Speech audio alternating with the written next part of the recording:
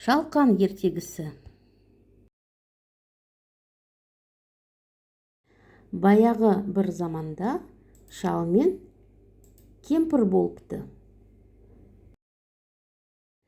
Олардың бақшасы бар екен. Бірде шал шалқан отырғызады. Шалқан үп-үлкен боп өседі. Шал соған таңғалады.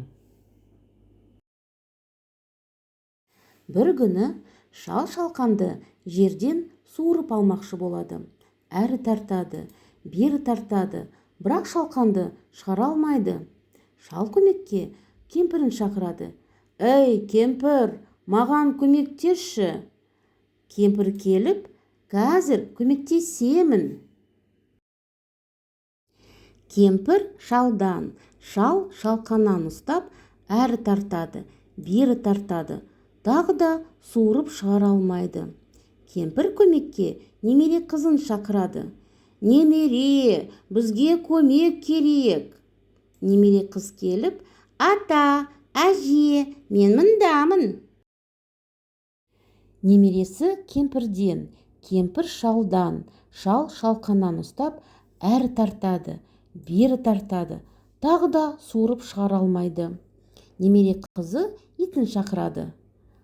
«Гав-гав-гав, мен қазір сендерге көмектесемін!» Ит қыздың етегінен, немересі кемпірден, кемпір шалдан, шал шалқаннан ұстап, әрі тартады, бері тартады, шалқанды суырып шығара алмайды. Енді ит көмекке мысықты шақырады. «Мяу, мяу, мен сендерге көмекке келдім!»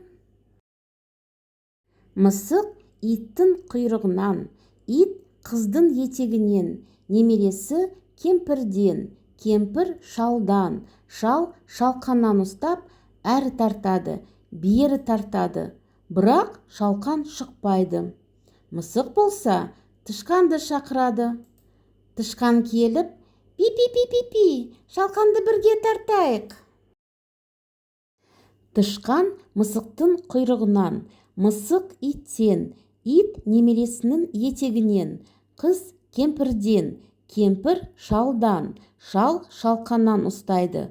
Олар тарта-тарта, ақыры шалқаны суырып шығарады.